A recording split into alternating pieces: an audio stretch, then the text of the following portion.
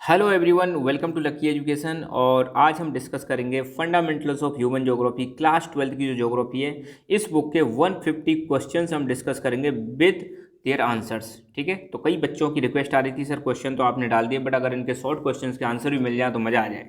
ठीक है, तो ये इंपॉर्टेंट क्वेश्चन है, इनको आपको करना है। इसके अलावा आपको बुक को भी कवर करना है, नोट्स जो भी है उनको भी कवर करना है। ठीक है, हर जगह से पढ़ना है, बट इनसे आपका एक प्रकार से रिविजन हो जाएगा। अगर आपको स्पीड कम लगती है तो आप 1.5 की स्पीड पर भी देख सकते हैं। तो मैं कोशिश करूंगा जल्दी से जल्दी इनको कवर कराऊं, जितना भी टाइम लगे वो आपको भी पता चल जाएगा। तो who gave the concept of new determinism? New determinism का कॉन्सेप्ट किसने दिया था? तो ग्रिफ्थ टेलर ने दिया था। एलन सी सैंपल, देखो ये ऑब्जेक्टिव में आ सकता है, पूछ सकता है, ये स्टेटमेंट देखिए कि ये डेफिनेशन किसने दी थी। तो एलन सी सैंपल की ह्यूमन ज्योग्राफी की डेफिनेशन क्या है? तो ज्योग्राफी की डेफिनेशन ये है, human geography is the study of the changing relationship between unresting man and unstable earth. इतना लिख के आ जाओ, काम चल जाएगा। ठीक है, और इसमें फोकस किया गया है डायनेमिज्म, मतलब जो चेंज है उस पर फोकस किया गया है। रेड जेल के अनुसार ह्यूमन ज्योग्राफी की डेफिनेशन क्या है? तो human geography is the synthetic study of relationship between human societies and earth surface, और इस पर सिंथेसिस पर फोकस किया गया है। व्हाट इज वेलफेयर और humanistic school of thought? Welfare जहाँ पर मतलब कल्याण के बारे में सोचा जाता है, जहाँ पर भलाई के बारे में जो सोचा जाता है, इस थॉट का मतलब क्या है? तो वेलफेयर या humanistic school of thought in human geography was mainly concern with the different aspect of social wellbeing of the people.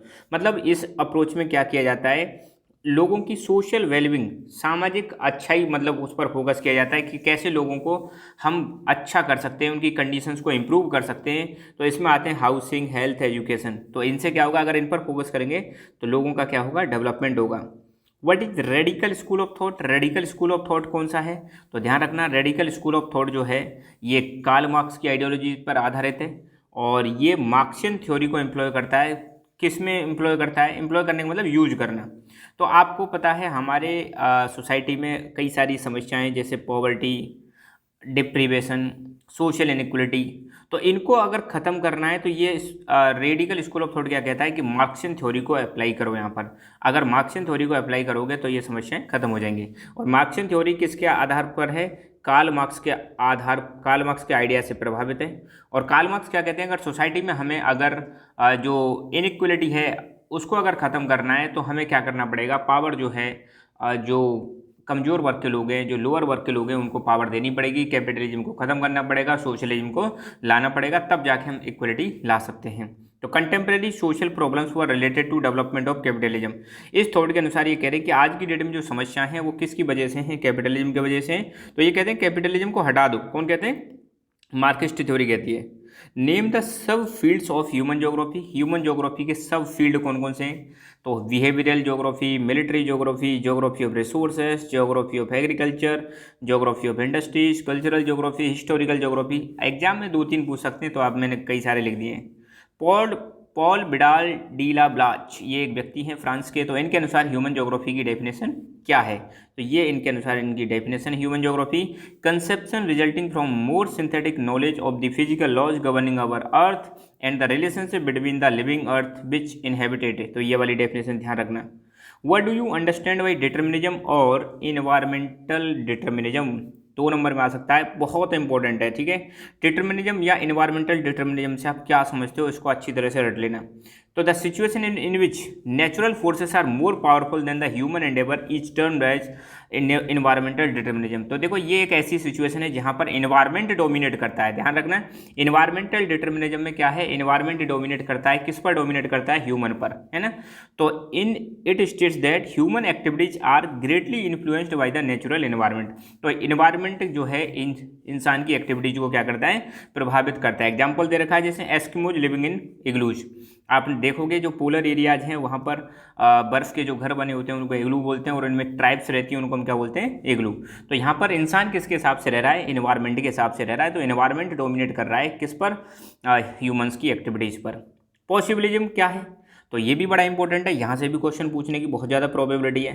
तो पॉसिबिलिज्म में क्या है? The situation in which there are possibilities of human development has been termed as possibilism. देखो अब ऐसा नहीं है कि इंसान मतलब नेचर हमेशा डोमिनेट करता रहेगा। नेचर में भी नेचर इंसान को बहुत सारी पॉसिबिलिटीज़ प्रोवाइड कराता है, उनके हिसाब से इंसान अपने आप को चेंज कर सकता है। ठीक है, तो इसी को हम क्या बोलते हैं? पॉसिबिलिज्म बोलते हैं। It states that human understand their environment and creates possibilities by resource obtained from the nature। ये पॉसिबिलिज्म की थ्योरी कहती है कि इंसान जो है अपने एनवायरनमेंट को अच्छी तरह से समझता है, अपने आसपास की चीज़ों को अच्छी तरह से समझ सकता है, और उन्हीं सिचुएशंस के आधार पर इंसान क्या कर सकता है, पॉसिबिलिटीज़ क्रिएट कर सकता है नेचुरल रिसोर्सेज को यूज करके। ठीक है, एग्जाम्पल जैसे एग्रीकल्चर का एडवांसमेंट, एग्रीकल्चर आज की डेट में बहुत ज़्यादा डेवलप होता जा रहा है, अलग अलग जगह पर फिजिकल कंडीशंस अलग होती हैं, तो इंसान उन्हीं फिजिकल कंडीशंस को समझ के वहाँ पर एग्रीकल्चर का डेवलपमेंट कर रहा है। इंडस्ट्रियल रेवोल्यूशन भी इसका एक एग्जाम्पल है। Explain the nature of human geography, important question है, नेचर क्या है ह्यूमन ज्योग्राफी का, तो ध्यान रखना ह्यूमन ज्योग्राफी जो है एक इंटर रिलेशनशिप है, किसके बीच में, फिजिकल एनवायरनमेंट और सोशो कल्चरल एनवायरनमेंट के बीच में एक रिलेशनशिप है जो क्रिएट किया गया है किसके द्वारा, ह्यूमन बींग्स के द्वारा। किसके तहत आपस में ये इंटरेक्ट करते हैं, ह्यूमन बींग्स और ये जो नेचुरल एनवायरनमेंट है, सब ये सारी चीज़ें क्या आपस में इंटरेक्ट करती हैं, यही है हमारी ह्यूमन ज्योग्राफी। और अगर फिजिकल एनवायरनमेंट में कौन कौन से एलिमेंट आते हैं तो आप बताना, landform, soil, climate, water, natural vegetation, flora and fauna. Socio cultural environment में क्या आते हैं, houses, villages, cities, road networks, industries, farm, sports, items of our daily use. तो ये दोनों आपस में जो इंटरेक्ट करते हैं यही क्या है हमारी, यही है ह्यूमन ज्योग्राफी। अब एक नंबर में सिंपली पूछ लें कि यार ह्यूमन ज्योग्राफी क्या है, तो कोई सी भी एक डेफिनेशन लिख देना कि human geography is the study of changing relationship between unresting man and unstable earth. Possibilism का मतलब क्या है ये आप बता देना।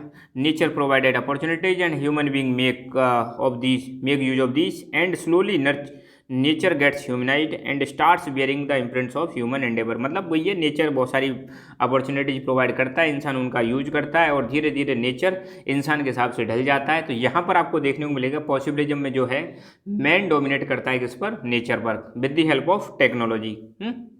Who gave the concept of stop and go determinism. Stop and go determinism का कॉन्सेप्ट देने वाले कौन थे, तो ये थे ग्रिफ्थ टेलर। ज्योग्राफी शब्द को सबसे पहले किसने इस्तेमाल किया, तो इसको इस्तेमाल किया था Eratosthenes. Who used the term possibilism first. Possibilism को यूज करने वाले पहले कौन थे, लुशियन फेब्रे। अच्छा, बहुत इंपॉर्टेंट क्वेश्चन है, explain the concept of new determinism या स्टॉप एंड गो डिटर्मिनिज्म। तो भाई ये इंपॉर्टेंट क्वेश्चन है, न्यू डिटर्मिनिज्म और स्टॉप एंड गो डिटर्मिनिज्म। पहली बात तो ध्यान रखना कि जो इन्वायरमेंटल डिटर्मिनिज्म है और पॉसिबिलिज्म है उसके बीच का रास्ता है आपका नियो डिटर्मिनिज्म। इन्वायरमेंटल डिटर्मिनिज्म क्या कहता है कि नेचर डोमिनेट करता है किस पर, ह्यूमन पर। पॉसिबिलिज्म क्या कहता है कि ह्यूमन डोमिनेट करता है किस पर, नेचर पर।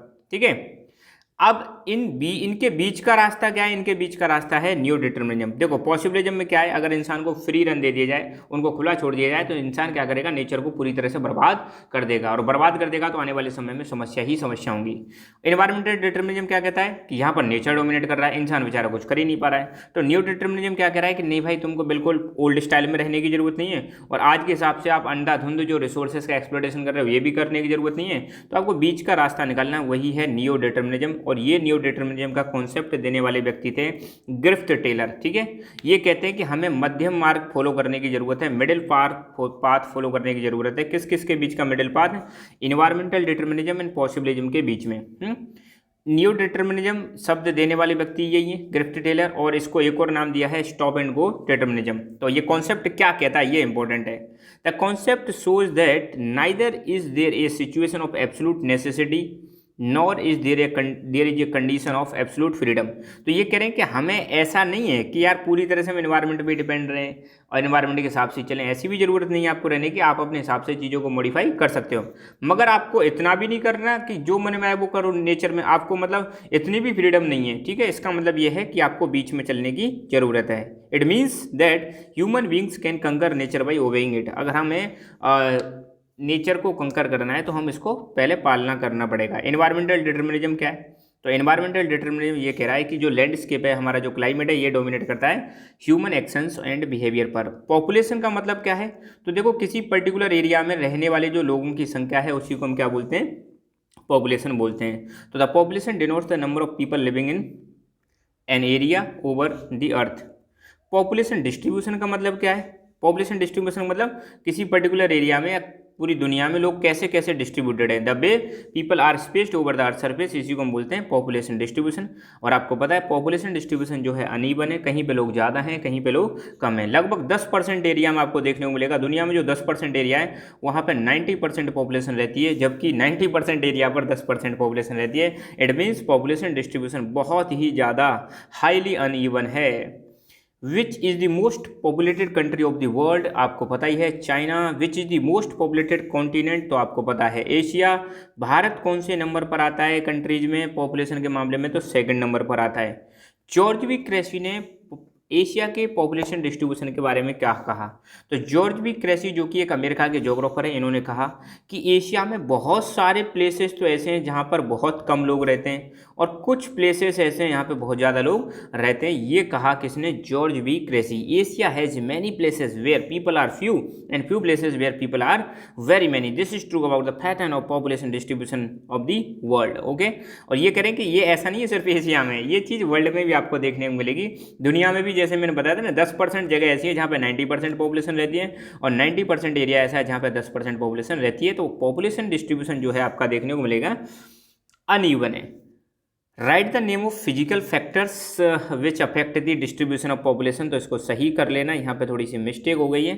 तो सिर्फ अगर यूँ आए question, right the name of factors which affect the population distribution, तो आंसर होगा इसका geographical, economical and socio cultural factors. अगर ये क्वेश्चन ऐसे आता है write the name of physical factors, तो इसका आंसर होगा यहाँ पे होगा number 1 water, number 2 climate, number 3 soil और नंबर 4 आपका क्या हो जाएगा, लैंडस्केप। तो ये 4 फैक्टर हैं, फिजिकल फैक्टर, ध्यान रखना है ना। तो इस क्वेश्चन को थोड़ा सा मॉडिफाई कर लेना, थोड़ी सी मिस्टेक है वो, मैं दोनों तरह से क्वेश्चन आ सकता है, करा दिया आपको। Write the name of economic factors which affect the distribution of population, तो इकोनॉमिक फैक्टर्स में आता है मिनरल्स, अर्बनाइजेशन एंड इंडस्ट्रियलाइजेशन। ठीक है, what is the formula of population density, तो population divided by area, population को एरिया से divide कर दो, पॉपुलेशन डेंसिटी निकल के आ जाएगी। किस कॉन्टिनेंट की हाईएस्ट पॉपुलेशन डेंसिटी है, तो वो है आपका एशिया। अर्बनाइजेशन का मतलब क्या है, देखो अर्बनाइजेशन का सीधा सीधा मतलब है शहरों की जो पॉपुलेशन है उसका बढ़ना ही क्या कहलाता है, अर्बनाइजेशन कहलाता है। कौन सा कॉन्टिनेंट जो है उसकी हाईएस्ट पॉपुलेशन ग्रोथ है, तो बेटा ध्यान रखना यहाँ पे अफ्रीका आएगा। अफ्रीका जो कॉन्टिनेंट है उसकी पॉपुलेशन ग्रोथ हाईएस्ट है, मतलब पॉपुलेशन की जो बढ़ने की दर है वो बहुत ज़्यादा है। हालांकि पॉपुलेटेड कॉन्टिनेंट कौन सा है, वो एशिया है। अर्बनाइजेशन के रीजन क्या है, क्यों शहरों का आकार बढ़ता जा रहा है, क्यों लोग गांव से शहरों की तरफ जा रहे हैं, तो शहरों में हेल्थ एजुकेशन की फैसिलिटीज़ अच्छी हैं, अच्छा इंफ्रास्ट्रक्चर है, एम्प्लॉयमेंट अपॉर्चुनिटीज़ हैं, सिटी लाइफ का एक अपना ही अट्रैक्शन है। कटंगा जाम्बिया कॉपर बेल्ट कहाँ पर पड़ती है, तो आपको बताना है अफ्रीका में पड़ती है, नीचे की तरफ। जैसे अफ्रीका यहाँ आएगा तो नीचे की तरफ आप शेडेड पोर्शन करके बता देना, यह है कटंगा जाम्बिया कॉपर बेल्ट, जहाँ पे कॉपर बहुत ज़्यादा पाया जाता है और इंडस्ट्रीज भी हैं यहाँ पे कॉपर से रिलेटेड। कोबे ओसाका रीजन कहाँ है, ये जापान में पड़ता है, ये चीज़ आप ध्यान रखना।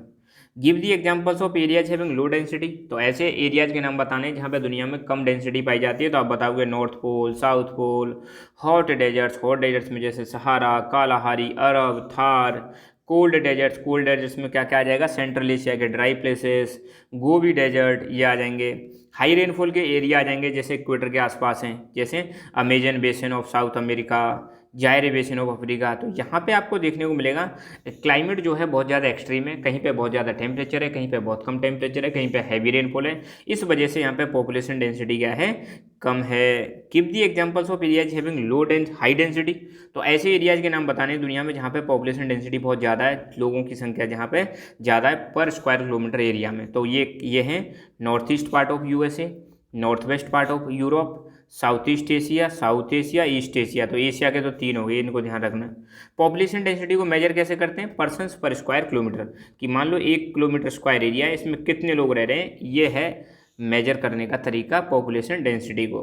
पॉपुलेशन ग्रोथ का मतलब क्या है, देखो ये कोई पर्टिकुलर एरिया है, तो किसी पर्टिकुलर एरिया में 2 टाइम पीरियड में जो पॉपुलेशन है उसको हम क्या बोलते हैं, चेंज इन पॉपुलेशन को ही हम बोलते हैं पॉपुलेशन ग्रोथ। जैसे फॉर एग्जांपल ये अपना मान लो इंडिया है, ठीक है, और इंडिया में आपको सबको पता होगा कि 2001 में हमारी पॉपुलेशन कितनी हुआ करती थी, 102 करोड़। फिर 2011 में कितनी हो जाती है, 121 करोड़। तो पॉपुलेशन में चेंज कितना आ गया, लगभग 19 करोड़, है ना। तो किसी पर्टिकुलर एरिया इंडिया हो गया, जहाँ पर आपको देखने को मिलेगा दो टाइम पीरियड, 2001, 2011, और क्या देखने को मिल रहा है, पॉपुलेशन में चेंज देखने को मिल रहा है। तो इसी चीज़ को हम बोलते हैं पॉपुलेशन ग्रोथ। अब यहाँ पे ग्रोथ कैसी हुई है, पॉजिटिव हुई है। तो पॉपुलेशन ग्रोथ को जो है पॉजिटिव या नेगेटिव में शो कर सकते हैं, और हमेशा इसके शो करने के दो तरीके हैं। एक तो इसको नंबर में रिप्रेजेंट करते हैं, दूसरा परसेंटेज में। जैसे मैंने अभी बताया था 19 करोड़ हो गया नंबर, परसेंटेज बड़ा बताना है तो 17.64% जो है हमारी ग्रोथ हुई है। तो परसेंटेज में भी बता सकते हैं पॉपुलेशन ग्रोथ को, as well as absolute numbers में भी बता सकते हैं। पॉपुलेशन ग्रोथ के कौन कौन से कंपोनेंट है, तो बर्थ, डेथ और माइग्रेशन, ये हैं पॉपुलेशन ग्रोथ के component. What do you mean by crude birth rate, तो क्रूड बर्थ रेट को मेजर कर, देखो क्रूड बर्थ रेट जो है ये बर्थ रेट को मेजर करती है। निकालने का तरीका क्या है कि एक साल में कितने लाइव बर्थ हुए 1000 पॉपुलेशन पर, उसको हम बोलते हैं क्रूड बर्थ रेट। फॉर्मूला क्या हो जाएगा, BI/P मल्टीप्लाई 1000। BI का मतलब number of live birth, P का मतलब है मिड ईयर पॉपुलेशन, और 1000 से मल्टीप्लाई कर दो, निकल के आ जाएगा क्रूड बर्थ रेट। ऐसे ही हम निकालते हैं crude death rate. Crude death rate measure करती है डेथ रेट को, और इसका मतलब क्या है, एक साल के अंदर 1000 की पॉपुलेशन पर कितनी डेथ हुई है उसको हम बोलते हैं क्रूड डेथ रेट। फॉर्मूला क्या हो जाएगा, D/P मल्टीप्लाई 1000। D मतलब नंबर ऑफ डेथ पर 1000, और P का मतलब है मिड ईयर पॉपुलेशन। एमिग्रेंट कौन होते हैं और इमिग्रेंट कौन होते हैं, आप सबको पता होगा। जैसे ध्यान देना, मैं एक एग्जांपल देके बताता हूँ, ज़्यादा तो टाइम अपने पास नहीं है। ये मान लो इंडिया है और ये USA। इंडिया से कोई व्यक्ति गया, मिस्टर ए, तो इंडिया से बाहर जा रहा है ना, तो जो व्यक्ति किसी कंट्री को छोड़ के दूसरी जगह पे जा रहा है उसको तो बोलते हैं एमिग्रेंट। ई का मतलब एग्जिट मतलब बाहर जाना। और यही व्यक्ति USA में एंट्री मार रहा है, मतलब इन हो रहा है, तो USA में इसी एक को हम क्या बोलेंगे, इमिग्रेंट बोलेंगे, ठीक है। तो एमिग्रेंट कौन होते हैं, migrants who move out of a place are called emigrant. तो कोई जगह छोड़ के जा रहा है व्यक्ति, उसको बोलते हैं एमिग्रेंट। और migrants who move into new place, अगर नई जगह पे कोई आ रहा है तो उसको हम बोलते हैं एमिग्रेंट्स। ये चीज़ ध्यान रखना। प्लेस ऑफ ओरिजिन और डेस्टिनेशन का मतलब क्या है, ये मान लो मैं ही मान लो, ये मान लो आपके लक्की सर हैं भाई, ठीक है। अभी मान लो मैं भरतपुर में रह रहा हूँ, मैं भरतपुर छोड़ के चला जाता हूँ जयपुर, और जयपुर में रहने लग जाता हूँ। मेरा जन्म मान लो भरतपुर में हुआ है, तो जहाँ पे मेरा जन्म हुआ है उसको हम बोलते हैं प्लेस ऑफ ओरिजिन, और जहाँ पर मैं चला गया हूँ प्लेस ऑफ ओरिजिन को छोड़कर उसको हम बोलते हैं प्लेस ऑफ डेस्टिनेशन। ये चीज़ आप ध्यान रखना। What is the annual population growth rate of India, annual population growth है 1.64%। ये चीज़ ध्यान रखना। नेचुरल ग्रोथ कैसे निकालते हैं, तो बर्थ में से डेथ माइनस कर दो, नेचुरल ग्रोथ निकल के आ जाएगी, है ना। एक्चुअल ग्रोथ कैसे निकलेगी, तो बर्थ में से डेथ घटा दो, प्लस इन माइग्रेशन कर दो, और माइनस आउट माइग्रेशन कर दो, तो एक्चुअल ग्रोथ निकल के आ जाएगी। पुश फैक्टर बताइए, माइग्रेशन के पुश फैक्टर। देखो पुश फैक्टर क्या होते हैं, जो धक्का दे रहे हैं। पुश का मतलब क्या है, धक्का देना, मगर धक्का यहाँ पे ऐसे नहीं कहेंगे हम, धक्का दे रहे हैं। तो माइग्रेशन के पुश फैक्टर्स में रीजन क्या बताओगे, पुश फैक्टर वो ऐसी सिचुएशंस होती हैं जहाँ पे प्लेस ऑफ ओरिजिन आपको क्या लगता है, लेस अट्रैक्टिव लगता है। जहाँ पे आप रह रहे हो ना वो आपको कम अट्रैक्टिव लगेगा, जहाँ पर आप रह रहे हो वहाँ पे आपको रहने में थोड़ी समस्या आएगी, कंडीशंस ऐसी बन जाएंगी आप उसको छोड़ के चले आओगे। तो क्या क्या कारण हो सकते हैं किसी जगह को छोड़ने के, unemployment, poor leaving conditions, political turmoil, unpleasant climate, natural disaster, epidemic, socio economic backwardness. Political turmoil का मतलब वहाँ पे उथल पुथल चल रही है, अनरेस्ट चल रहा है, जैसे तालिबान का अफगानिस्तान में हुआ था, यूक्रेन में क्राइसिस चल रहा है, म्यांमार में हुआ था। तो ये सिचुएशंस ऐसी हैं जिसकी वजह से इंसान जो है अपना प्लेस ऑफ ओरिजिन छोड़ के प्लेस ऑफ डेस्टिनेशन की तरफ चला जाता है। तो ये जो फैक्टर है इनको हम बोलते हैं पुश फैक्टर्स। माइग्रेशन का मतलब क्या है, तो भाई प्लेस ऑफ ओरिजिन से, ध्यान रखना, the movement of people from place of origin to place, ये प्लेस कर लेना, place of destination is called migration. दो पुल फैक्टर बताओ। पुल फैक्टर का मतलब ऐसी सिचुएशंस जहाँ पे प्लेस ऑफ डेस्टिनेशन ज़्यादा अट्रैक्टिव लगेगा, है ना, तो आप खींचे चले आओगे उस जगह पर। तो प्लेस ऑफ डेस्टिनेशन कैसी लगेगी, मोर अट्रैक्टिव लगेगी, किसकी तुलना में, प्लेस ऑफ ओरिजिन की तुलना में। तो प्लेस ऑफ ओरिजिन क्या है, लोगों को अपनी तरफ अट्रैक्ट कर रहा है, तो इन्हीं को बोलते हैं पुश फैक्टर। जैसे better job opportunities, living conditions, peace, stability, security of life and property, pleasant climate, ये कंडीशंस ऐसी हैं जो किसी व्यक्ति को अपनी तरफ खींच लेती हैं। What is the theory of Thomas Malthus, Thomas Malthus ने क्या बताया। देखो थॉमस माल्थस क्या कहते हैं कि आज की डेट में हमारी पॉपुलेशन धुआंधार गति से बढ़ती जा रही है, मगर फूड प्रोडक्शन बहुत कम हो रहा है। पॉपुलेशन तो बहुत तेज गति से बढ़ रही है, मगर फूड का जो प्रोडक्शन है वो क्या हो रहा है, कम हो रहा है। तो फ्यूचर में एक टाइम ऐसा आएगा कि पॉपुलेशन इतनी बढ़ जाएगी कि जहाँ पर आपको देखने को मिलेगा कि फूड प्रोडक्शन जो है वो कम हो जाएगा, खाना कम पड़ जाएगा, लोग ज़्यादा हो जाएंगे तो पॉपुलेशन क्रैश हो जाएगी। उस समय पर आपको देखने को मिलेगा फेमाइन, डिजीज, वॉर, ऐसी सिचुएशंस की वजह से आपको फर्दर क्या देखने को मिलेगा, पॉपुलेशन क्रैश हो सकती है। तो इस थ्योरी का बस ध्यान रखना, पॉपुलेशन अगर इंक्रीज होगी तो फूड सप्लाई क्या होगी, कम होगी। थॉमस माल्थस ने इस theory stated that the number of people would increase faster than the supply of food. तो वो ये कह रहे हैं कि आज की डेट में जो फूड सप्लाई से ज़्यादा तो कौन बढ़ रहे हैं, लोग बढ़ रहे हैं। अगर फर्दर इंक्रीज हुआ पॉपुलेशन में तो इसकी वजह से पॉपुलेशन क्रैश हो जाएगा। इस किसकी वजह से, फेमाइन की वजह से, डिजीज की वजह से, वार की वजह से। ये कह रहे हैं पहले ही मतलब फूड कम है, ऊपर से पॉपुलेशन बहुत तेज गति से बढ़ रही है। अगर इन फ्यूचर फेमाइन आती है, अकाल पड़ता है, कोई बीमारी फैल जाती है, वॉर हो जाता है, तो उस सिचुएशन में आपको पॉपुलेशन क्रैश देखने को मिलेगा, जहाँ पे फूड की बहुत ज़्यादा कमी हो जाएगी, लोग मरेंगे, आपस में एक दूसरे से लड़ेंगे। पॉपुलेशन को कंट्रोल करने के कुछ तरीके बताओ। तो पॉपुलेशन को कंट्रोल करने का birth control measures, postpone of marriage, शादी लेट कर लो, लॉ बना दो, प्रोपेगेंडा चलाओ कि हम दो हमारे दो हैं, ऐसे करके। फ्री अवेलेबिलिटी ऑफ कॉन्ट्रासेप्टिव्स, जो गर्भ निरोधक दवाइयाँ हैं वो फ्री अवेलेबल होनी चाहिए। और टैक्स डिसेंसेंटिव्स फॉर लार्ज फैमिलीज, ज़्यादा अगर जो बच्चे पैदा करते हैं उन पर ज़्यादा टैक्स लगाओ, कुछ ऐसे करके हम कर सकते हैं पॉपुलेशन को control. Which stage of demographic transition theory depicts population explosion. तो डेमोग्राफिक ट्रांजिशन की 3 स्टेज हैं, first, second, third. First stage में आपको देखने को मिलेगा हाई बर्थ रेट और हाई डेथ रेट, है ना, हाई बर्थ रेट और हाई डेथ रेट होती हैं। सेकंड स्टेज में आपको क्या देखने को मिलेगा, डेथ रेट धीरे धीरे कम हो जाती है, मगर बर्थ रेट क्या रहती है, ज़्यादा रहती है, जिसकी वजह से पॉपुलेशन बहुत तेज गति से बढ़ती है। तो सेकंड स्टेज में हमें क्या देखने को मिलेगा, पॉपुलेशन एक्सप्लोजन देखने को मिलेगा। अब फैमिली प्लानिंग का मतलब क्या है भाई, फैमिली प्लानिंग का मतलब है आपने पहला बच्चा कर लिया, उसके बाद दूसरा बच्चा कब करोगे, गैप जो होता है कि भाई कब करना है दूसरा बच्चा या पहला बच्चा कब करना है, तो इसी चीज़ को हम क्या बोलते हैं, फैमिली प्लानिंग। तो family planning is the spacing और preventing the birth of children. तो एक तो बच्चे को मतलब जन्म को रोकना कि अभी बच्चा नहीं करना है, हम 5 साल बाद बच्चा करेंगे, या एक बच्चा हो गया तो उसके बीच में कितने साल का गैप देना है, that is called family planning. तो फैमिली प्लानिंग करके हम क्या कर सकते हैं, पॉपुलेशन को कंट्रोल कर सकते हैं, और इससे वुमेन की हेल्थ भी अच्छी होती है ना। It took approximate how many years for the population of the world to increase from 5 to 6 million। World की पॉपुलेशन को 5 मिलियन से 6 बिलियन होने में कितना समय लगा, तो मात्र 12 साल लगे डबल होने में, है ना, सॉरी 1 बिलियन बढ़ने में। What are the consequences of high population growth. अगर पॉपुलेशन ज़्यादा होगी तो क्या होगा, तो सिंपल सी बात है यार, ज़्यादा पॉपुलेशन की वजह से ज़्यादा पॉल्यूशन होगा, ज़्यादा नेचुरल रिसोर्सेज का एक्सप्लॉयटेशन होगा, ज़्यादा समस्याएं आएंगी, है ना, रिसोर्सेज की कमी हो जाएगी, फास्ट डिप्लीशन होगा रिसोर्सेज का, ये सारी समस्याएं आपको देखने को मिलेगी। इकोनॉमिक एक्टिविटी क्या होती है, इकोनॉमिक एक्टिविटी वो होती हैं जिनसे इनकम जनरेट होती है, उनको हम बोलते हैं इकोनॉमिक एक्टिविटीज़। प्राइमरी एक्टिविटीज़ कौन सी होती हैं, ऐसी एक्टिविटीज जो किस पे डिपेंड रहती है, एनवायरनमेंट पे डिपेंड रहती है, उनको हम प्राइमरी एक्टिविटीज बोलते हैं, जहाँ पर नेचुरल रिसोर्सेज को यूटिलाइज किया जाता है, जैसे land, water, vegetation, building material. Example कोई पूछ ले प्राइमरी एक्टिविटीज का, तो hunting, gathering, pastoral, fishing, forestry, agriculture, mining, quarrying, ये प्राइमरी एक्टिविटीज के एग्जाम्पल हैं।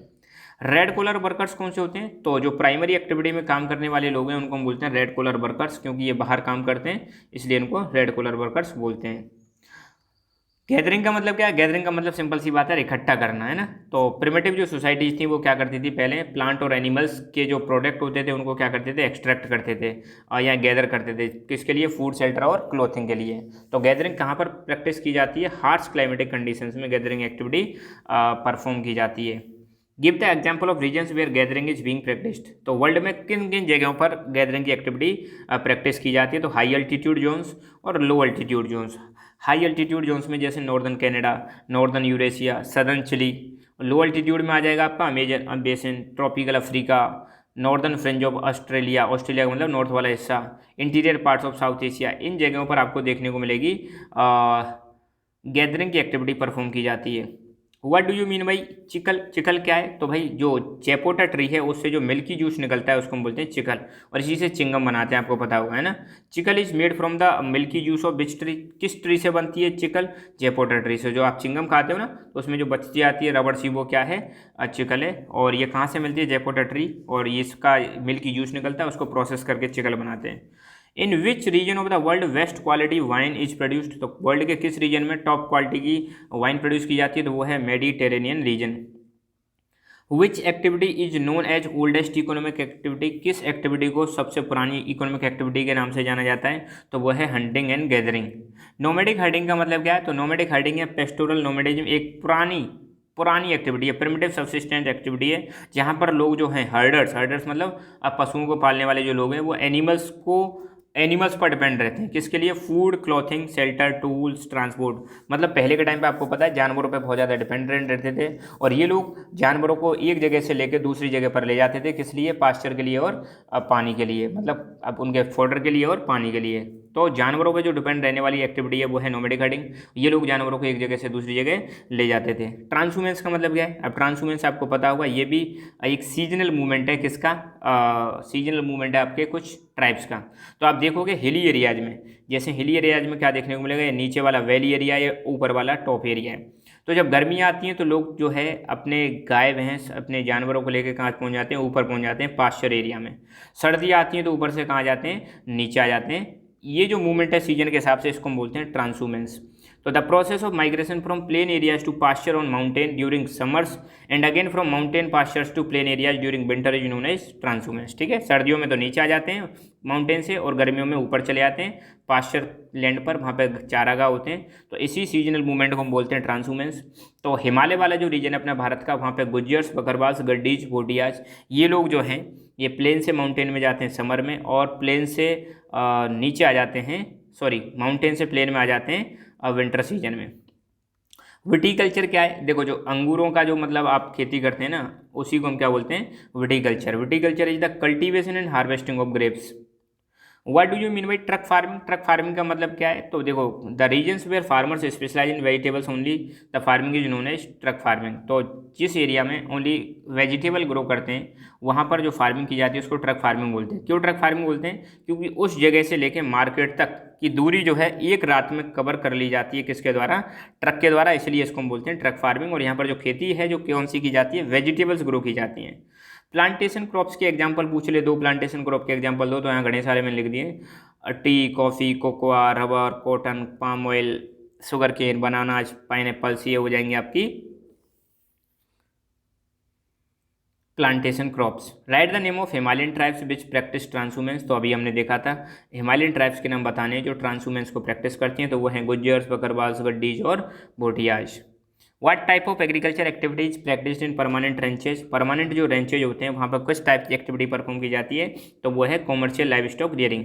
तो बड़े बड़े से जो बाउंड्री बना दी जाती हैं उनमें चारागाह होते हैं और उसमें अंदर जानवरों को पाला जाता है। और यहाँ पर चारागाह जो होते हैं इनको क्या बोलते हैं? रेंचेज बोलते हैं, बड़े बड़े से, है ना।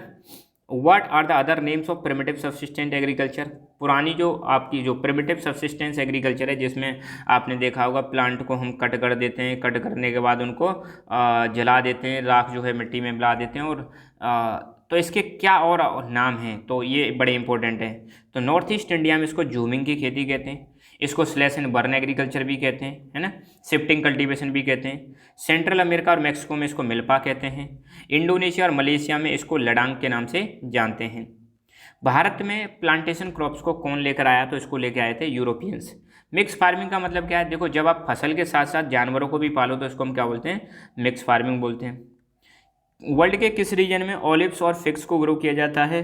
तो वर्ल्ड के मेडिटेरियन सी जो है, मेडिटेरियन रीजन है, यहाँ पर ऑलिव्स और फिग्स को ग्रो किया जाता है। ध्यान रखना, जो मेडिटेरियन रीजन है ये सिट्रस फ्रूट्स के लिए बहुत ज़्यादा फेमस है, सिट्रस फ्रूट्स के लिए, है ना।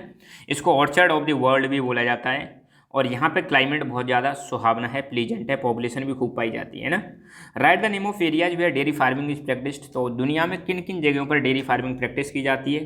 तो नंबर 1 यहाँ पे दे रखा लार्जेस्ट है नॉर्थ वेस्ट यूरोप में, सेकंड है कनाडा, और तीसरा दे रखा साउथ ईस्ट ऑस्ट्रेलिया, न्यूजीलैंड और तस्मानिया। यहाँ पर डेयरी फार्मिंग को प्रैक्टिस किया जाता है।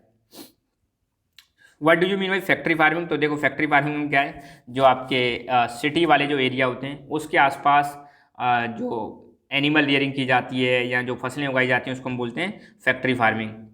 Which region in the world is important supplier of citrus fruits? तो अभी बताया था मैंने, मेडिटेरेनियन रीजन।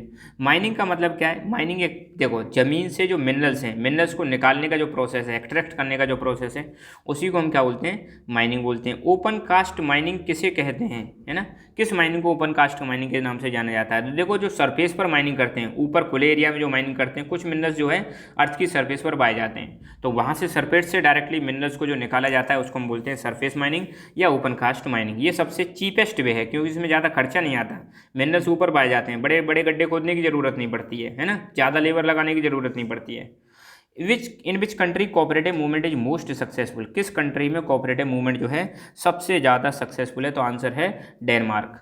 यूएसएसआर, अच्छा, मॉडल ऑफ कोल खोज किस कंट्री ने इंट्रोड्यूस किया था, तो मॉडल ऑफ कोल खोज इंट्रोड्यूस किया था यूएसएसआर या Soviet Union. Model of coal खोज किससे संबंधित है, ये संबंधित है कलेक्टिव फार्मिंग से, किससे संबंधित है, कलेक्टिव फार्मिंग से संबंधित है। कलेक्टिव फार्मिंग क्या आ जाए तो इसको लिख देना, कलेक्टिव फार्मिंग इज, और मॉडल ऑफ कोल खोज इसको इंट्रोड्यूस किया था अर्स्टवाइल सोवियत यूनियन, अर्स्टवाइल मतलब पहले जो सोवियत यूनियन हुआ करता था, अब तो आपको पता नहीं है सोवियत यूनियन 1991 में ये डिसइंटीग्रेट हो गया था, तो इन्होंने सोवियत यूनियन ने कलेक्टिव फार्मिंग का मॉडल इंट्रोड्यूस किया था ताकि वहाँ पर एग्रीकल्चर प्रोडक्शन को बूस्ट किया जा सके, सेल्फ सफिशिएंसी हासिल की जा सके।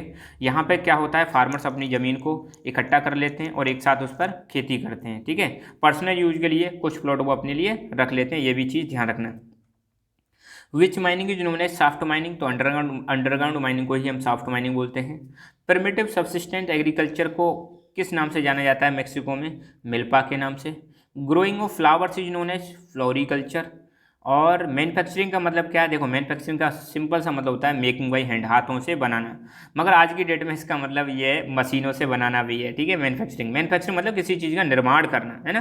तो मैन्युफैक्चरिंग एक प्रोसेस है जहाँ पर रॉ मटेरियल को किस में कन्वर्ट कर दिया जाता है, फिनिश प्रोडक्ट में कन्वर्ट कर दिया जाता है ताकि उसको हाई वैल्यू में मार्केट में बेचा जा सके। इंडस्ट्री क्या है, इंडस्ट्री एक ऐसा जोग्राफिकल एरिया है जहाँ पर मैन्युफैक्चरिंग का काम किया जाता है, जहाँ पर रॉ मटेरियल को फिनिश प्रोडक्ट में कन्वर्ट किया जाता है। तो industry is a geographically located manufacturing unit maintaining books of accounts and records under A management system, ठीक है। फुटलूज इंडस्ट्रीज कौन सी होती हैं, ध्यान रखना, फुटलूज इंडस्ट्रीज वो होती हैं जो रॉ मटेरियल पर डिपेंड नहीं रहती हैं। पहली बात, इनको कहीं भी इस्टेब्लिश किया जा सकता है, they are not dependent on any specific raw material weight losing और अदरवाइज। साथ के साथ में ये कंपोनेंट पर डिपेंड होती हैं। देखो कुछ इंडस्ट्री ऐसी होती है जो बाहर से कंपोनेंट मंगाती हैं, उनको असेंबल करती हैं और बेच देती हैं, तो ऐसी इंडस्ट्रीज को हम बोलते हैं फुटलूज इंडस्ट्रीज, ठीक है। तो they produce in a small quantity and also employ in small labour force, तो यहाँ पर जो प्रोडक्शन होता है वो कम होता है, लेबर फोर्स भी होती है कम होती है, साथ के साथ में पॉल्यूशन क्रिएट नहीं करती है ना। बट इनके लिए रोड का नेटवर्क होना बहुत अच्छा, बहुत ज़्यादा जरूरी है। कॉटेज इंडस्ट्रीज के एग्जांपल दो, तो food stuffs, fabric, mats, containers, tools, furniture, shoes, ये किसका आ जाएगा, कॉटेज इंडस्ट्रीज के एग्जांपल। कौन सी इंडस्ट्री रॉ मटेरियल पर डिपेंड नहीं रहती, अभी हमने देखा फुटलूज इंडस्ट्री रॉ मटेरियल पर डिपेंड नहीं रहती। टेक्नोपॉलीज का मतलब क्या है, तो देखो हाईटेक जो इंडस्ट्रीज होती हैं, ध्यान रखना, हाईटेक इंडस्ट्रीज को हम टेक्नोपॉलीज बोलते हैं, जो रीजनली कंसंट्रेटेड होती हैं, हर जगह पर नहीं पाई जाती हैं, सेल्फ सस्टेंड होती हैं, अपने आप को मेंटेन करती हैं और हाईली स्पेशलाइज होती हैं, यहाँ पर कोई विशेष टाइप का काम ही किया जाता है, इनको हम बोलते हैं टेक्नोपॉलीज। स्मॉल स्केल इंडस्ट्री की एग्जांपल दो, तो oil mills, food processing industries, इसका एग्जांपल स्मॉल स्केल इंडस्ट्रीज में। टेक्नोपॉलीज के एग्जांपल दो, तो यूएसए में है सैन फ्रांसिस्को, इसको बोलते हैं सिलिकॉन वैली, तो Silicon Valley near San Francisco USA, ये टेक्नोपॉलीज है। सिलिकॉन फॉरेस्ट नियर सियाटल, ये नियर एविडन, नियर सियाटल, ये भी कहाँ पे, यूएसए में है। बेंगलोर में सिलिकॉन वैली, बेंगलोर को बोलते हैं सिलिकॉन वैली ऑफ इंडिया, तो ये एग्जाम्पल है टेक्नोपॉलीज के। लार्ज स्केल इंडस्ट्री की एग्जांपल दो, तो iron steel industry, cement industry, glass industry, robotics industry, ये कैसी हैं, large scale industry.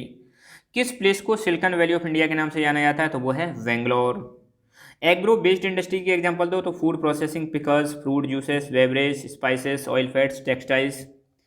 Which place is known as rust bowl of USA, rust bowl of USA किसको कहते हैं, ऑफ है ना, रस्ट बाउल ऑफ यूएसए कहते हैं पिट्सबर्ग को, ध्यान रखना।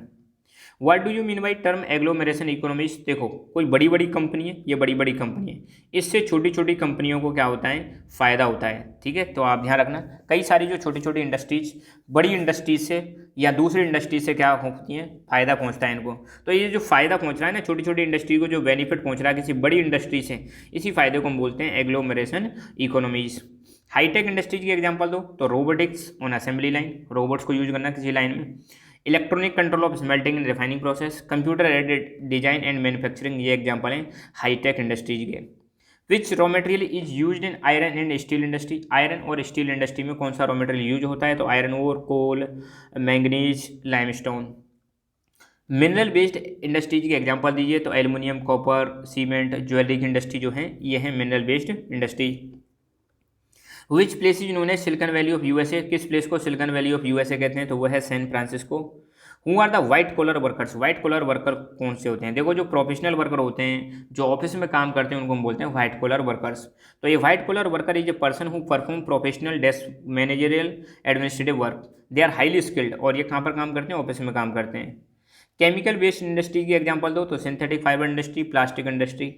ब्लू कॉलर वर्कर कौन से होते हैं? जो देखो जो फील्ड में काम करते हैं ना, लेबर, मैनुअल लेबर काम करते हैं, उसको हम बोलते हैं ब्लू कॉलर वर्कर्स। कंपनियों में आपने देखा हो कुछ तो ऑफिस में काम करते हैं तो उनको बोलते हैं व्हाइट कॉलर, और जो फ्लोर पे काम करते हैं उनको हम बोलते हैं ब्लू कॉलर। तो blue collar worker is working class person who perform manual labour. Give the example of forest based industries, तो इसका एग्जाम्पल हो जाएगा फर्नीचर इंडस्ट्री, पेपर इंडस्ट्री और लेक इंडस्ट्री।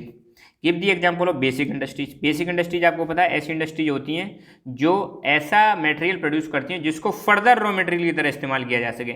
जैसे मान लो आयरन की इंडस्ट्री जो है, आयरन और स्टील इंडस्ट्री एक बेसिक इंडस्ट्री है, और आयरन को फिर आगे कई इंडस्ट्रीज में यूज किया जाता है, तो इसका एग्जाम्पल हो जाएगा iron and steel industry. What is the main negative impact of automation? Automation आपको पता ही है, मशीनों का जो इस्तेमाल हो रहा है, ऑटोमेटिक जो चीज़ें चल रही है। आप देखो लेबर का इस्तेमाल नहीं होता है आज की डेट में कंपनियों में, रोबोट से सारा काम हो रहा है, आर्टिफिशियल इंटेलिजेंस का यूज़ किया जा रहा है, ऑटोमेटिक मशीन्स का यूज़ किया जा रहा है। तो इससे क्या हो रहा है? इसका मेन नेगेटिव, हालांकि इसका फायदा तो बहुत बड़ा है, कंपनियों का प्रोडक्शन बढ़ जाएगा, है ना, सारी चीज़ें हो जाएंगी, कंपनी बहुत अच्छी ग्रो करेगी, मगर इसका नुकसान क्या है? जॉबलेस ग्रोथ हो रही है ना, जॉब लॉस हो जाएंगे मशीन्स की वजह से, अनएम्प्लॉयमेंट बढ़ेगा, अनएम्प्लॉयमेंट बढ़ेगा तो पॉवर्टी बढ़ेगी, देश में जॉबलेस ग्रोथ होगी मगर जॉब्स क्रिएट नहीं होंगी ऑटोमेशन की वजह से। Give the example of consumer goods industry. देखो कंज्यूमर गुड्स इंडस्ट्री कैसी होती है? ऐसा सामान प्रोड्यूस करती है जिसको डायरेक्टली कंज्यूमर यूज करता है, जैसे ब्रेड, बिस्किट्स, टी, सोप्स और अरे यार सोप्स नहीं है, ये वाला सोप्स है, ठीक है, साबुन वाबुन जो होते हैं, टेलीविजन, तो उसको हम कंज्यूमर बेस्ड इंडस्ट्री बोलेंगे। रूहर कोल फील्ड, ये कहाँ पर है? ये जर्मनी में, आपको पता है ना, पहले ये बहुत इंपॉर्टेंट हुआ करता था, यहाँ पे आयरन स्टील इंडस्ट्री हुआ करती थी, मगर अब नहीं है ना, अब यहाँ पे कुछ अलग चीज़ें डेवलप हो गई हैं। Which activities are related to service sector? तो सर्विस सेक्टर से संबंधित कौन सी एक्टिविटीज़ आती हैं? तो ये हैं टर्सरी एक्टिविटीज़। डिजिटल डिवाइड का मतलब क्या है? देखो डिजिटल डिवाइड का मतलब है दुनिया में जैसे मान लो ये 4-5 एरिया हैं, यहाँ पर तो टेक्नोलॉजी खूब पहुँच गई है ना, यहाँ पे टेक्नोलॉजी कम है, यहाँ पे टेक्नोलॉजी ज़्यादा है, यहाँ पे टेक्नोलॉजी कम है, तो हो गया ना गैप इनके बीच में, डिजिटल गैप। एक जगह पे तो इंटरनेट और कम्युनिकेशन की टेक्नोलॉजी बहुत ज़्यादा है और दूसरी जगह पे कम है, तो ये जो गैप क्रिएट हो गया इसी को हम क्या बोलते हैं? Digital divide. Digital divide is basically describe the uneven development of information and communication technology industry in the world. कहीं पर तो ये ICT ज़्यादा है, कहीं पर कम है, इसी चीज़ को हम बोलते हैं digital divide. Jobs that involve high degrees and level of innovation are known as quaternary job जो होती है वहाँ पर आपको देखने को मिलेगा हाई डिग्री का इनोवेशन देखने को मिलेगा, हाई टेक और हाईली स्किल्ड लोग इसमें जुड़े रहते हैं। Which activities are related to industrial sector? तो इंडस्ट्रियल सेक्टर से कौन सी एक्टिविटीज जुड़ी हुई हैं? तो वो हैं सेकेंडरी एक्टिविटीज। आइसोक्रोन्स लाइंस क्या होती हैं? देखो आइसोक्रोन्स लाइंस मैप पर ऐसी लाइंस होती हैं जो ऐसे प्लेसेस को ज्वाइन करती हैं जहाँ पर पहुँचने में टाइम बराबर लगेगा, उसको हम बोलते हैं आइसोक्राइन लाइंस। आउटसोर्सिंग का मतलब क्या है? तो आउटसोर्सिंग का मतलब देखो सिंपल सी बात है, बहुत सारी इंडस्ट्री क्या करती हैं अपने यहाँ पर काम करने के लिए, किसी पर्टिकुलर काम के लिए बाहर से कोई इंडस्ट्री बुला लेंगे, बाहर से किसी लोगों को बुला लेंगे कि देखो भाई आप इस काम को करो, ठीक है। जैसे मान लो कोई इंडस्ट्री है, चलो आयरन और स्टील की इंडस्ट्री ले लेते हैं, आयरन एंड स्टील इंडस्ट्री। तो आयरन एंड स्टील इंडस्ट्री ने क्या किया कि यहाँ पर काम करने के लिए मैनुअल लेबर के लिए इन्होंने क्या किया, किसी बाहर से किसी एक्स कंपनी को बुला लिया, बोला कि भाई आपको आयरन को यहाँ से उठाना है और यहाँ रखना है और यहाँ से मतलब ये काम आप करोगे, है ना। तो इनकी खुद की टेंशन खत्म, इन्होंने काम किसको दे दिया? आउटसोर्स कर दिया, बाहर से लेबर बुला ली। इससे क्या होगा? इन पर लोड कम हो जाएगा। तो आउटसोर्सिंग या contracting out is giving work to outside agency. क्या है इसमें? बाहर की एजेंसी को काम दिया जाता है ताकि कॉस्ट कम कर सकें और एफिशिएंसी भी बढ़ा सकें। Name the fast emerging countries of medical tourism in the world. World में मेडिकल टूरिज्म कहाँ पर सबसे ज़्यादा इमर्ज हो गया आज की डेट में? तो India, Thailand, Singapore, Malaysia. Retail trade services कौन सी होती हैं? तो रिटेल ट्रेड सर्विसेज वो होती हैं जिसको हम बोलते हैं कि प्रोड्यूसर को डायरेक्ट मिला देंगे किससे? कंज्यूमर से, है ना। रिटेल ट्रेड आप जानते हो ना, रिटेल में मतलब आप डायरेक्टली दुकान पे जाओ खरीद के ले आओ, दुकान पे जाओ खरीद के ले आओ, जहाँ पे कंज्यूमर डायरेक्टली दुकानदार से मिलेगा, सामान लेगा, उसको हम बोलते हैं रिटेल ट्रेड सर्विसेज। गली में बहुत सारे आपने देखे होंगे, अब बेचने वाले आते हैं, रेडी वाले आते हैं, है ना, सब्जी बेचने वाले आते हैं, बहुत सारे आते हैं। तो ये एक प्रकार का रिटेल ट्रेड है। आप मार्केट में किसी दुकान से सामान खरीद के ला रहे हो, ये भी डायरेक्टली क्या है? रिटेल ट्रेड है, कम संख्या में ना। तो it is the business activity concern with the sales of goods directly to the consumer. यहाँ पे गुड्स को डायरेक्टली कंज्यूमर पर को सेल किया जाता है, इसको हम बोलते हैं रिटेल ट्रेड। अमेजन से भी हम डायरेक्टली चीज़ें खरीदते हो, तो अमेजन भी एक प्रकार से ई रिटेल का एग्जाम्पल है। ई रिटेल, इंटरनेट के थ्रू क्या कर रहे हैं हम, रिटेल कर रहे हैं। कम्युनिकेशन का मतलब क्या है, कम्युनिकेशन में हम क्या करते हैं, अपने वर्ड्स, मैसेज, फैक्ट्स, आइडियाज, इनको हम ट्रांसफर कर देते हैं एक व्यक्ति से दूसरे व्यक्ति को, है ना, that is called communication. Medical tourism का मतलब क्या है, देखो जब इंटरनेशनल टूरिज्म को आप क्या कर दो, मेडिकल ट्रीटमेंट से लिंक कर दो, तो ये कहलाता है मेडिकल टूरिज्म। इंडिया में बाहर से कोई लोग आए तो यहाँ पे ट्रीटमेंट कराने के लिए आए, साथ ही साथ में इंडिया में घूम के भी चले गए, तो that is called medical tourism. Trading centre क्या होते हैं, ये ऐसी जगह होती है जहाँ पे बाइंग और सेलिंग का काम होता है, उसको हम बोलते हैं ट्रेडिंग सेंटर। ये गाँव में भी हो सकते हैं और शहरों में भी हो सकते हैं। नोड का मतलब क्या है, देखो ये कोई जगह है, यहाँ पे एक रोड यहाँ से आया, एक रोड यहाँ से आया, तो जिस जगह पर दो रूट मिल जाते हैं उसको हम क्या बोलते हैं, नोड। जैसे मान लो एक नोड यहाँ पर भी हो गया, ऐसे एक रोड इधर से आ रहा है, और दो नोड को कनेक्ट करने वाली जो लाइन होती है उसको हम बोलते हैं लिंक। ये चीज़ ध्यान रखना है, दो नोड को कनेक्ट करने वाली लाइन लिंक, और दो रूट को कनेक्ट करने वाली जो पॉइंट होता है उसको हम बोलते हैं नोड। मास मीडिया पता ही है, ऐसा मतलब कम्युनिकेशन का मीडियम जो ज़्यादातर लोगों से कम्युनिकेट करता है, बहुत सारे लोगों से कम्युनिकेट करता है, उसको मास मीडिया बोलते हैं। तो टेलीविज़न, रेडियो, न्यूज़पेपर्स इसका एग्जांपल है। गोल्ड कॉलर वर्कर्स कौन से होते हैं, ऐसे वर्कर जो क्वेनरी एक्टिविटीज में इन्वॉल्व होते हैं, उसको हम बोलते हैं गोल्ड कॉलर वर्कर्स। लिंक क्या है, मैंने अभी बताया था, दो नोड को कनेक्ट करने वाला जो रोड होता है उसको हम क्या बोलते हैं, लिंक बोलते हैं। Which activities are related to agriculture sector, agriculture sector से कौन सी एक्टिविटीज संबंधित है, तो ये हैं primary. Give the example of tertiary activities, tertiary activities के एग्जांपल देना है, trade and business, transport, communication और बैंकिंग। अर्बनाइजेशन से आप क्या समझते हो, सब अर्बनाइजेशन। देखो सब अर्बनाइजेशन में क्या है, ये मान लो कोई अर्बन एरिया है, यहाँ पे भीड़ बहुत ज़्यादा हो गई है, कंजेस्टेड हो गया, तो लोग क्या कर रहे हैं, इसको छोड़ छोड़कर बाहर की तरफ जा रहे हैं, ताकि बाहर इनको अच्छी फैसिलिटीज मिल सकें, अच्छी हवा मिल सके, अच्छा पानी मिल सके, बेटर लिविंग कंडीशन मिल सके, अच्छी क्वालिटी ऑफ लाइफ मिल सके। तो शहरों को छोड़कर आउटर एरिया में जब लोग रहने लग जाते हैं, ताकि उनको क्लीन चीज़ मिल सके, सारी चीज़ें, अच्छा क्लीन वाटर, क्लीन एयर, ये सारी चीज़ें मिल सकें, क्लीन एनवायरनमेंट मिल सके, तो इस प्रोसेस को हम बोलते हैं सब अर्बनाइजेशन। आज की डेट में जो डेवलप्ड कंट्री है वहाँ पर ये ट्रेंड आपको देखने को मिल रहा है। What do you mean by compact या न्यूक्लिएटेड सेटलमेंट, तो देखो जब घर पास पास में होते हैं उसको हम बोलते हैं कॉम्पैक्ट या न्यूक्लिएटेड सेटलमेंट। यहाँ पे लोगों के बीच में जो रिश्ता है बहुत अच्छा रहता है, और साथ के साथ में ये कहाँ पर देखने को मिलेगा, रिवर वैलीज और फर्टाइल प्लेन्स में। डिस्पर्स सेटलमेंट क्या होते हैं, तो डिस्पर्स सेटलमेंट वो होते हैं जहाँ पर घर दूर दूर होते हैं, उसको हम डिस्पर्स सेटलमेंट बोलते हैं। कई बार देखने को मिलता है, कई घरों के बीच में खेत भी देखने को मिल जाते हैं। प्लान सेटलमेंट कौन से होते हैं, ऐसे सेटलमेंट जो गवर्नमेंट के द्वारा कंस्ट्रक्ट किए जाते हैं, ताकि लोगों को शेल्टर, वाटर और इंफ्रास्ट्रक्चर प्रोवाइड किया जा सके किसी पर्टिकुलर ज़मीन पर। इंदिरा गांधी कैनाल जो है इसका एक एग्जाम्पल है। तो सरकार ने इंदिरा गांधी कैनाल लेके आई राजस्थान में, और पानी लेके आए और इसके आसपास लोगों को बसा दिया, तो दैट इज कॉल्ड एक प्लान्ड सेटलमेंट। सेटलमेंट सेटिंग के आधार पर कितने टाइप के होते हैं, तो सेटिंग के आधार पर plain villages, plateau villages, coastal villages, forest villages, desert villages, ये हैं सेटिंग के आधार पर सेटलमेंट का क्लासिफिकेशन। ठीक है, सेटिंग का मतलब यहाँ पे है फिजिकल फीचर्स, है ना। Classify the settlement based on their shape के आधार पर सेटलमेंट कैसे होते हैं, लीनियर एक लाइन में, rectangular, circular, star like, T shaped, Y shaped, cross shaped, double village, ये शेप के आधार पर सेटलमेंट हो जाएंगे। सर्कुलर सेटलमेंट कहाँ पाए जाते हैं, जैसे मान लो ये कोई पॉन्ड है, तो पॉन्ड के चारों तरफ जो घर बने हुए हैं उसको हम क्या बोल देंगे, सर्कुलर सेटलमेंट, है ना। किसी पॉन्ड या पॉन्ड के आसपास जो सेटलमेंट होते हैं, लेक के आसपास जो सेटलमेंट होते हैं। डबल विलेज क्या होता है, ये मान लो कोई लेक, रिवर जा रही है, तो रिवर के एक सारे इधर गांव बसा हुआ है और एक गांव इधर बसा हुआ है, तो ये हो जाएगा डबल विलेज। ये आपस में किसी ब्रिज से कनेक्ट होते हैं या फिर फेरी यहाँ पे चलती है। Write the name of first urban settlement which reach to 1 million population, तो वर्ल्ड का ऐसे पहले अर्बन सेटलमेंट का नाम बताना है जहाँ पे पॉपुलेशन कितनी हो गई थी, 1 मिलियन, तो वो है लंदन। दुनिया में आज की डेट में अर्बन सेटलमेंट में कितनी पॉपुलेशन रहती है, तो 54% है। दो एडमिनिस्ट्रेटिव टाउन्स के नाम बताओ वर्ल्ड के। अब एडमिनिस्ट्रेटिव टाउन मतलब जहाँ पे एडमिनिस्ट्रेशन का काम चलता है, जहाँ पे कैपिटल होती है, जैसे New Delhi, Canberra, Beijing, Addis Ababa. Give the example of 2 trading और commercial towns of the world, मैंने कई सारे दे दिए, आप तो 2 लिख के आ जाना। तो Winnipeg, Kansas, Frankfurt, Amsterdam, Lahore, Agra, ये हैं आपके कॉमर्शियल ट्रेडिंग सेंटर्स वर्ल्ड के। 2 कल्चरल टाउन के एग्जांपल दो। कल्चरल मतलब जिनका एक रिलीजियस और कल्चरल सिग्निफिकेंस हो, तो जैसे जेरूसलम, यहाँ पर आपको देखने को मिलेगा जो क्रिश्चियंस हैं उनका एक होली प्लेस है। मक्का इस्लाम का होली प्लेस है। जगन्नाथपुरी, बनारस, ये हिंदुओं के होली प्लेस है इंडिया के, है ना। What do you understand by urbanisation, ये दोबारा आ गया। अर्बनाइजेशन मतलब शहरों की जो पॉपुलेशन बढ़ने लग जाती है, that is called urbanisation. The new flower city किस सिटी को कहते हैं? अडीस अबाबा को कहते हैं, जो कि इथोपिया की है, कैपिटल है। और who was the architect of Canberra? Canberra आपको पता है ऑस्ट्रेलिया की कैपिटल है, तो इसके आर्किटेक्ट किसको कहते हैं? तो इसके आर्किटेक्ट हैं वाल्टर बुरले ग्रिफिन। ऑस्ट्रेलिया की कैपिटल क्या है? तो कैनबरा है। कॉन्वर्बेशन टर्म किसने दिया? Patrick Geddes. कॉन्वर्बेशन के एग्जाम्पल दीजिए, Greater London, Manchester, Chicago, Tokyo. Conurbation का मतलब क्या है? तो देखो, कॉन्वर्बेशन का मतलब है कि पहले जैसे मान लो एक शहर यहाँ, एक शहर यहाँ, एक शहर यहाँ, एक शहर यहाँ, ये फिजिकली कैसे थे? सेपरेटेड थे। मगर धीरे धीरे ये बड़े होते गए, बड़े होते गए, बड़े होते गए, बड़े होते गए, तो ये पूरा की पूरा किस में डेवलप हो गया?